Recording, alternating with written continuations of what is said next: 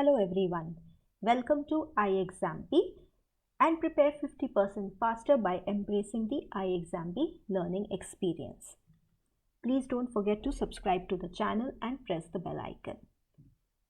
इस वीडियो में हम बात करेंगे लेटर ऑफ क्रेडिट की। इसको बहुत कॉमनली LC भी बोला जाता है। ये काफ़ी एक इम्पॉर्टेंट टॉपिक है अगर आप इस साल के स्पेशलाइज्ड ऑफिसर्स के लिए प्रिपेयर कर रहे हैं जो क्रेडिट से रिलेटेड है या फॉरेक्स से रिलेटेड है। PNB एंड यूनियन बैंक में अभी कुछ वैकेंसीज ओपन है क्रेडिट की। PNB में entry level pay scale 1 vacancies 1000 vacancies आई हैं एंड इनकी रजिस्ट्रेशन डेट 25 फरवरी तक ओपन है। इसका एग्ज़ाम टेंटेटिवली मार्च या अप्रैल में होगा। यूनियन बैंक भी क्रेडिट और फॉरेक्स की वैकेंसीज लेके आया है। क्रेडिट स्केल 2 वैकेंसीज हैं 371 और फॉरेक्स की वैकेंसीज हैं स्केल 1 लेवल पे 73। इसकी एप्लीकेशन विंडो 23 फरवरी तक ओपन है और इसका exam somewhere second half of March में टेंटेटिवली होने के चांसेस हैं। सो ये अपॉर्चुनिटीज़ थी एंड इसके रिगार्ड में we are talking today about letter of credit LC। क्या होता है ये, क्यों इम्पॉर्टेंट है, ये आज हम डिस्कस करेंगे और कैसे ये फंक्शन करता है। I am Prachi Agarwal, finance faculty at iExamP और मेरे को 15 साल से ऊपर का एक्सपीरियंस है फाइनेंस स्पेस में।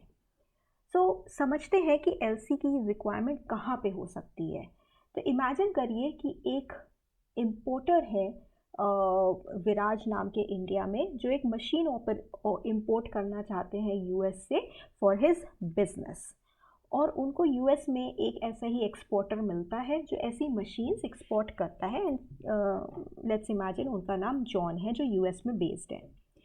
अब विराज मशीन खरीदना चाहते हैं और जॉन मशीन बेचना चाहते हैं, लेकिन प्रॉब्लम क्या आती है, क्योंकि यहाँ पे दो डिफरेंट मार्केट्स इन्वॉल्व हैं, एक इंडिया की और एक US की, और यहाँ से एक्सपोर्ट होने में जो अग्रीमेंट है, ये आपका जो भी एंटर होता है अग्रीमेंट, इसमें ये मशीन यहाँ से यहाँ तक जाने में टाइम लगेगा, राइट।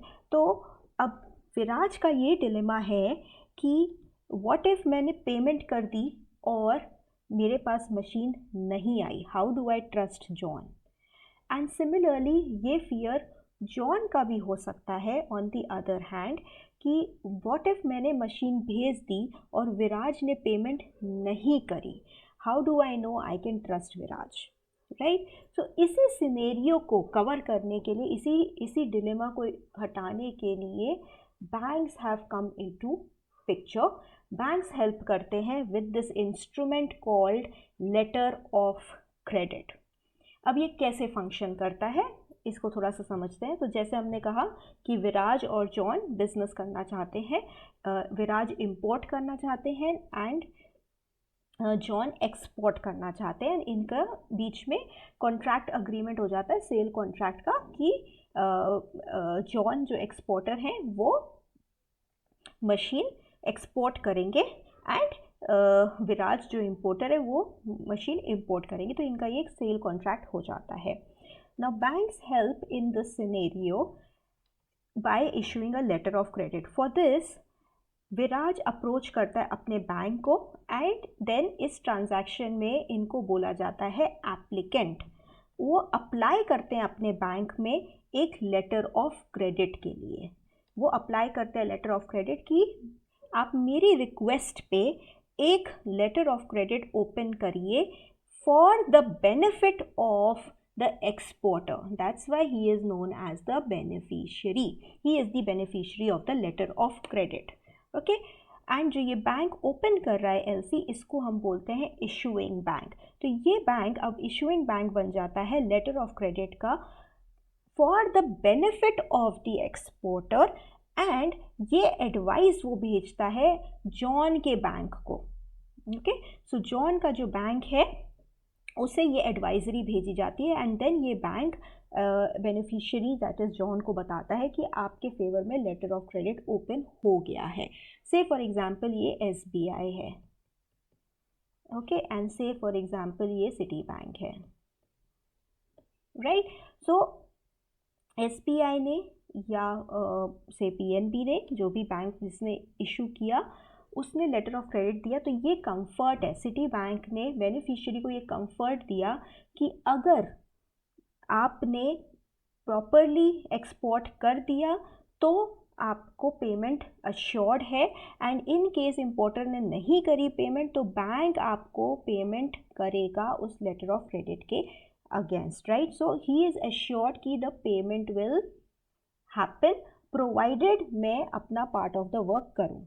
उनके पार्ट ऑफ द वर्क क्या है? एक्सपोर्ट करना। अब एक्सपोर्ट करने में आपको पता है कि यूएस से मशीन इंडिया आने में टाइम लगता है, राइट। सो उससे रिलेटेड कुछ डॉक्यूमेंट्स होते हैं, शिपिंग डॉक्यूमेंट्स हम उनको बोलते हैं, कि भाई आपने अगर से बाय शिप भेजा है वो मशीन, तो आपको उस शिप में कुछ डॉक्यूमेंट्स दिए होंगे, जैसे कोरियर सर्विस होती है, राइट। आप जब कोरियर करते हैं तो आपको एक रिसिप्ट मिलती है कि आपने ये कोरियर कर दिया है, उससे आप ट्रैक कर सकते हैं कि कहाँ पहुँचा है, एंड उसकी ऑथेंटिसिटी बढ़ जाती है। वैसे ही अगर आपने शिप से भेजा है तो आपको शिपिंग डॉक्यूमेंट्स मिलते हैं, तो वो शिपिंग डॉक्यूमेंट्स एक्सपोर्टर अपने बैंक को देता है, जो बैंक फिर पास ऑन करता है इशूइंग बैंक को, एंड ये इशूइंग बैंक फिर एप्लीकेंट को, दैट इज़ इम्पोर्टर को, वो पेपर्स दिखाता है, बताता है, जिसके बिहाफ पे इम्पोर्टर फिर पेमेंट करता है अपने इशूइंग बैंक को, and issuing bank accordingly facilitate करता है payment happening to the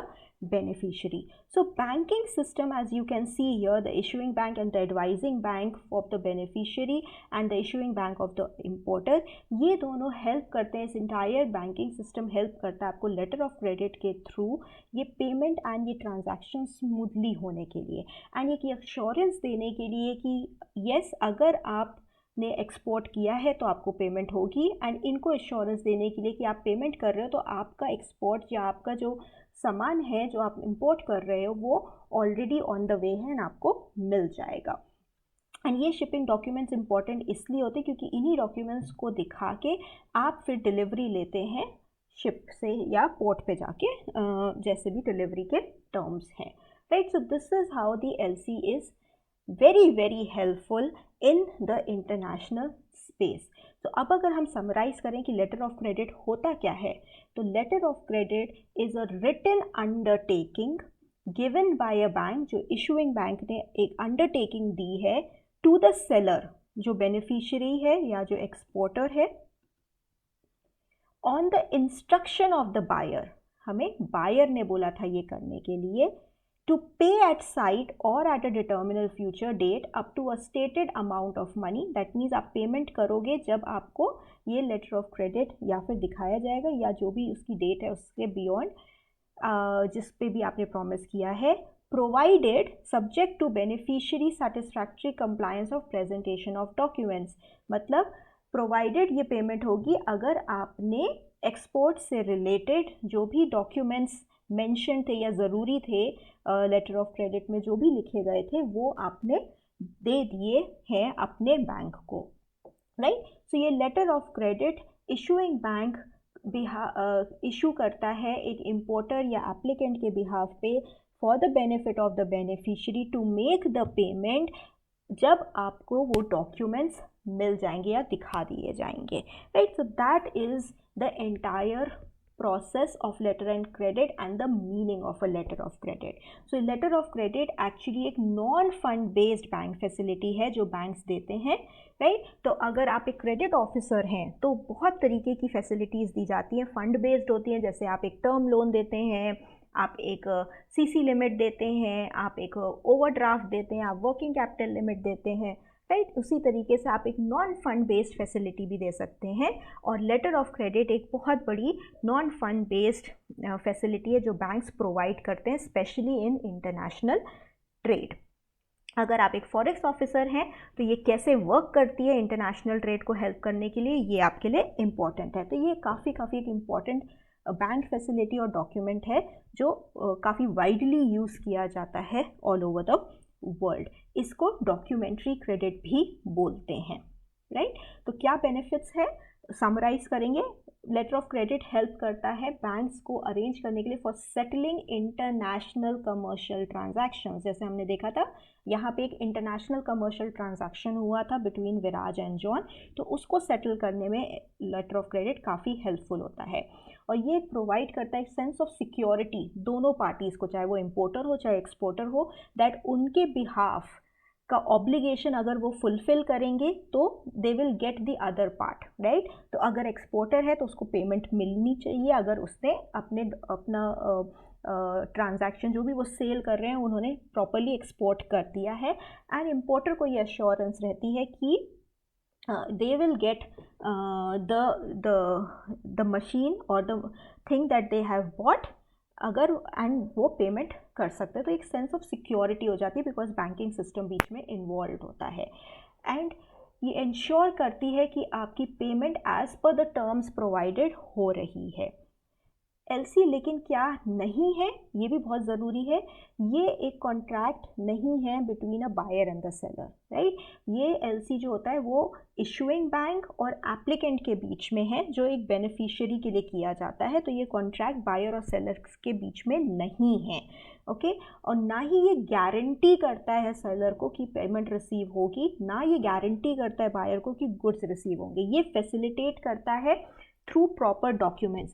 so buyer को वो गारंटी नहीं कर रहा है लेकिन वो ये एश्योर कर रहा है कि पेमेंट तब तक नहीं रिलीज होगी जब तक आपके पास डॉक्यूमेंट्स नहीं आते हैं, या फिर बायर रिलीज करने की पेमेंट करने की ज़रूरत नहीं है उसको बैंक को जब तक उसको सेटिस्फैक्ट्री डॉक्यूमेंट्स नहीं मिल जाते हैं of the things exported. Similarly seller को पेमेंट मिलेगी ये अश्योर, ये कोई गारंटी नहीं दे रहा है बैंक या लेटर ऑफ क्रेडिट। लेकिन ये ज़रूर बोल रहा है कि the buyer has money and based on the terms if they are fulfilled उनको पेमेंट की जाएगी and bank will come in to place to facilitate that entire process, right. So however banks जब एलसी इशू करते हैं ये काफ़ी ensure करते हैं कि जो एप्लीकेंट है उसके पास इनफ फंड एंड ऑल है, बिकॉज अगर वहाँ पे डिफ़ॉल्ट हुआ तो बैंक की कहीं ना कहीं इनडायरेक्टली लाइबिलिटी वहाँ पे हो सकती है, लेकिन वो कोई गारंटी नहीं होती। सो लेटर ऑफ क्रेडिट ऐसे ही किसी के नाम पे नहीं बैंक ओपन करता। Of course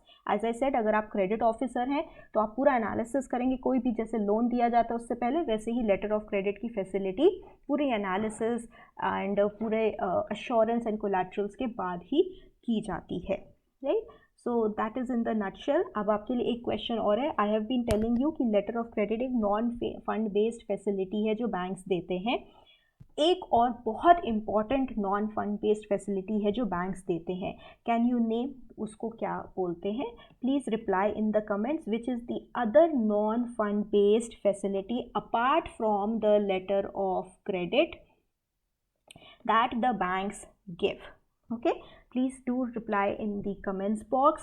Reminding you again, अगर आप PNB क्रेडिट या फिर UBI क्रेडिट या PNB फॉरेक्स या UBI फॉरेक्स वैकेंसीज के लिए एलिजिबल हैं तो प्लीज़ अभी भी टाइम विंडो अवेलेबल है आपके लिए अप्लाई करने के लिए। So please don't forget to apply and if you need any help you can always reach out to iExamB।